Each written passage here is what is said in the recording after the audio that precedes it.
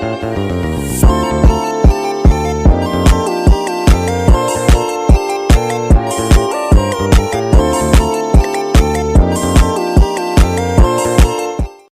semuanya, perkenalkan nama saya Febrianti Meliana Lende dengan NIM 2302010027. Jadi baik, di sini saya akan membuat video untuk memenuhi syarat tugas mata kuliah Hukum Perdata Internasional.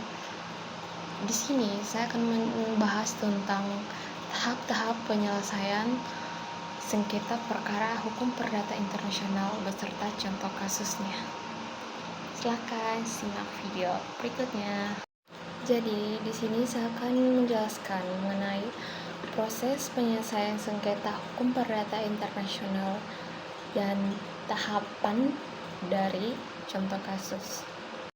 Baik, pertama-tama saya menjelaskan bagian pendahuluan. Dalam proses penyelesaian sengketa hukum perdata internasional, terdapat beberapa tahapan penting yang perlu dipahami. Proses ini bertujuan untuk mencapai keadilan dan penyelesaian yang efektif bagi semua pihak yang terlibat. Di sini mari kita eksplorasi tahapan-tahapan tersebut dan bagaimana mereka diterapkan dalam studi kasus. Jadi di sini hukum perdata internasional mengatur hubungan hukum perdata yang melibatkan unsur asing seperti perjanjian yang melibatkan pihak-pihak dari negara berbeda ketika terjadi sengketa dalam hubungan hukum. Hukum ini penyelesaiannya memiliki karakteristik yang khas. Selanjutnya, tahapan penyelesaian sengketa. Tahapan dalam penyelesaian sengketa hukum perdata internasional meliputi negosiasi, mediasi, dan arbitrase. Setiap tahapan memiliki karakteristik yang berbeda dan dapat dipilih sesuai dengan kebutuhan dan kondisi sengketa. Memahami tahapan ini sangat penting untuk mencapai hasil yang diinginkan. Bahas yang pertama itu negosiasi. Negosiasi adalah tahap awal dalam penyelesaian sengketa. Pada tahap ini, pihak-pihak yang bersengketa akan mencoba untuk mencapai kesepakatan secara langsung. Keterampilan komunikasi dan pemahaman terhadap posisi masing-masing pihak yang sangat penting dalam proses negosiasi. Yang kedua, mediasi. Jika negosiasi tidak membuahkan hasil, tahap berikutnya adalah mediasi. Dalam proses ini, seorang mediator yang netral akan membantu pihak-pihak yang bersengketa untuk menemukan solusi yang saling menguntungkan. Mediasi bertujuan untuk menciptakan komunikasi yang lebih baik antara pihak. Yang ketiga itu ada arbitrase. Arbitrase adalah tahap terakhir jika mediasi gagal. Dalam arbitrase, pihak ketiga yang disebut arbiter akan membuat keputusan yang mengikat bagi semua pihak. Proses ini seringkali lebih cepat dan lebih efisien dibandingkan dengan litigasi di pengadilan. Jadi, tahap-tahap penyelesaian sengketa secara umum itu meliputi yang pertama itu identifikasi unsur asing. Dari identifikasi unsur asing itu terbagi menjadi dua. Yang pertama itu titik taut atau connection factor, yaitu menentukan hukum mana yang berlaku dalam suatu perkara. Contohnya, tempat pembuatan perjanjian, tempat pelaksanaan perjanjian, atau hukum nasional salah satu pihak. Yang kedua itu ada kualifikasi, yaitu mengategorikan fakta hukum ke dalam konsep hukum yang relevan. Tahap yang kedua itu adalah penetapan kompetensi pengadilan. Dalam penetapan kompetensi pengadilan itu terbagi menjadi dua bagian juga. Yang pertama forum shopping, yaitu pihak yang merasa dirugikan akan memilih pengadilan dianggap paling menguntungkan. Yang kedua itu konvensi Brussels yang pertama, yaitu mengatur kompetensi pengadilan di negara anggota Uni Eropa. Tahap yang ketiga itu ada pembuktian. Pembuktian juga terbagi menjadi dua, yaitu pengumpulan bukti dan legalisasi dokumen. pengumpulan bukti yaitu melibatkan bukti-bukti yang berasal dari berbagai negara. Sedangkan legalisasi dokumen yaitu proses pengesahan dokumen resmi dari suatu negara agar dapat digunakan di negara lain. Dan tahap yang keempat adalah penerapan hukum, yaitu lex causa, yaitu hukum yang dipilih sebagai hukum yang berlaku dalam perkara tersebut. Yang kedua itu ada konflik norma. Jika terdapat pertentangan antara hukum yang berlaku di negara asal pengadilan dan lex causa, maka hakim harus melakukan harmonisasi. Dan tahapan yang kelima yaitu eksekusi putusan, yaitu ada pengakuan putusan asing, yaitu proses pengakuan dan penetapan putusan pengadilan asing di negara lain. Yang kedua itu ada konvensi New York, yaitu mengatur pengakuan dan penetapan putusan arbitrase asing. Jadi baik, di sini saya akan menjelaskan contoh kasus dari perkara hukum perdata internasional, yaitu contoh sengketanya. Di sini mari kita lihat sebuah studi kasus yang menggambarkan penerapan proses penyelesaian sengketa hukum perdata internasional.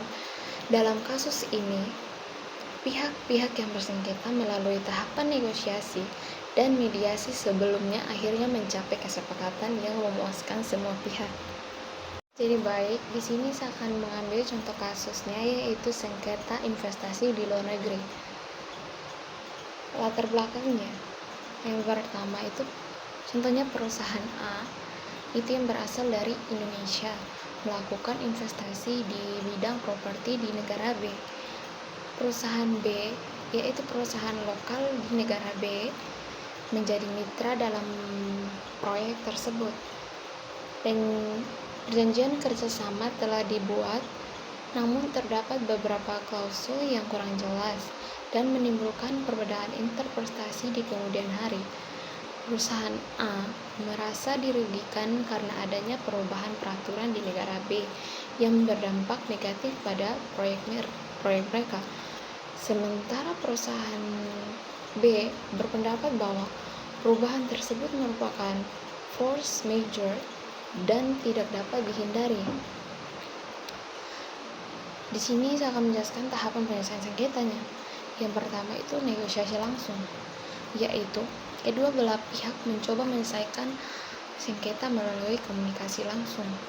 Dan yang kedua, masing-masing pihak menyampaikan argumen dan tuntutannya. Namun, negosiasi langsung menemui jalan buntu karena kedua belah pihak bersikeras pada posisinya masing-masing. Yang kedua itu ada tahapan mediasi, yaitu kedua belah pihak sepakat untuk melibatkan seorang mediator independen yang netral. Mediator memfasilitasi pertemuan antara kedua belah pihak dan membantu mereka menemukan titik temu. Mediator berperan sebagai pihak ketiga yang tidak memihak dan berusaha mencari solusi yang win-win solution. Melalui proses mediasi, kedua belah pihak memulai memahami perspektif masing-masing dan menemukan titik temu. Yang ketiga itu ada kesepakatan bersama. Setelah melalui proses mediasi yang panjang, akhirnya kedua belah pihak mencapai kesepakatan. Kesepakatan tersebut memuat yang pertama, ada pembagian kerugian, yaitu kedua belah pihak sepakat untuk berbagi kerugian yang timbul akibat sengketa tersebut.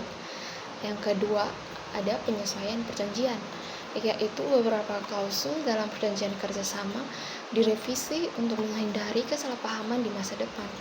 Dan yang ketiga, kerjasama di masa depan, yaitu kedua belah pihak berkomitmen untuk melanjutkan kerjasama dalam proyek lainnya. Jadi di sini saya akan menambahkan satu contoh kasus lagi, yaitu seorang pengusaha Indonesia membeli mesin produksi dari perusahaan Jerman. Dalam perjanjian jual beli disepakati bahwa hukum yang berlaku adalah hukum Jerman.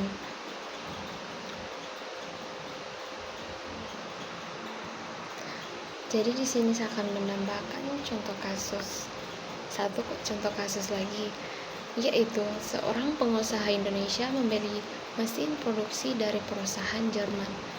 Dalam perjanjian jual beli disepakati bahwa hukum yang berlaku adalah hukum Jerman dan sengketa akan diselesaikan di pengadilan Hamburg. Setelah mesin diterima, ternyata terdapat cacat produksi. Pembelian kemudian mengajukan gugatan di pengadilan Hamburg. Di sini kita akan menganalisis hasil. Setelah proses penyelesaian sengketa, penting untuk menganalisis hasil yang dicapai. Apakah kesepakatan tersebut memenuhi harapan semua pihak? Atau analisis ini akan membantu dalam memahami aktivitas proses dan memberikan pelajaran untuk kasus-kasus berikutnya. Di sini saya akan menganalisis contoh kasus yang kedua tadi, itu tentang jual beli antara Indonesia dan Jerman. Jadi di situ yang pertama ada tahapan yang secara umum tadi yang saya sudah jelaskan, yaitu yang pertama itu ada identifikasi unsur asing, yaitu unsur asing dalam kasus ini adalah adanya unsur lintas batas antara Indonesia dan Jerman, dan pilihan hukumnya itu ada di hukum Jerman. Yang kedua itu ada penetapan kompetensi pengadilan. Pengadilan Hamburg memiliki kompetensi berdasarkan perjanjian para pihak. Yang ketiga itu ada pembuktian, yaitu pembeli harus membuktikan adanya cacat produksi, sedangkan penjual harus membuktikan bahwa cacat tersebut terjadi setelah barang diterima pembeli. Yang keempat itu ada penerapan hukum. Hakim akan menerapkan hukum Jerman untuk menilai apakah terdapat pelanggaran terhadap perjanjian jual beli. Yang kelima ada eksekusi putusan, yaitu jika pengadilan Hamburg memutuskan bahwa penjual bertanggung jawab, maka pembeli dapat meminta eksekusi putusan tersebut di Indonesia. Di sini saya akan ada sedikit tambahan, yaitu mengenai karakteristik khusus penyelesaian sengketa hukum perdata internasional. Yaitu yang pertama kompleksitas, yaitu melibatkan berbagai sistem hukum yang berbeda. Yang kedua ada biaya tinggi, yaitu proses internasional cenderung lebih mahal dibandingkan dengan proses hukum domestik. Yang ketiga itu waktu yang lama. Proses penyelesaian sengketa dapat memakan waktu yang cukup lama. Di sini saya akan menyelesaikan sengketa tersebut, yaitu dari tahapan yang ketiga, yaitu arbitrase internasional, yaitu penyelesaian sengketa melalui lembaga arbitrase yang netral. Yang kedua itu ada mediasi, proses negosiasi yang dibantu oleh pihak ketiga yang netral. Yang ketiga ada konsiliasi, yaitu proses yang mirip dengan mediasi tetapi lebih formal. Oke, baik. Di sini saya akan menyimpulkan materi mengenai tahap-tahap penyelesaian perkara hukum perdata internasional. Yaitu kesimpulannya, proses penyelesaian sengketa hukum perdata internasional terdiri dari beberapa tahap yang saling terkait. Setiap tahap memiliki peran penting dalam mencapai resolusi yang adil dan efisien. Dengan memahami tahapan ini, kita dapat lebih baik dalam menangani sengketa yang mungkin terjadi di masa depan. Jadi, penyelesaian sengketa hukum perdata internasional merupakan proses yang kompleks dan membutuhkan keahlian khusus, yaitu adanya perbedaan sistem hukum, bahasa, dan budaya antar negara membuat penyelesaian sengketa menjadi lebih menantang. Oleh karena itu, sangat disarankan untuk berkonsultasi dengan ahli hukum internasional sejak awal terjadinya sengketa tersebut. Mohon maaf jika presentasi saya belum sempurna, karena yang sempurna mungkin ketika kita masih bersama. Sekian presentasi dari saya. Terima kasih. Terima kasih buat teman-teman yang sudah menonton. Silahkan bantu like, share, dan komen. Dadah.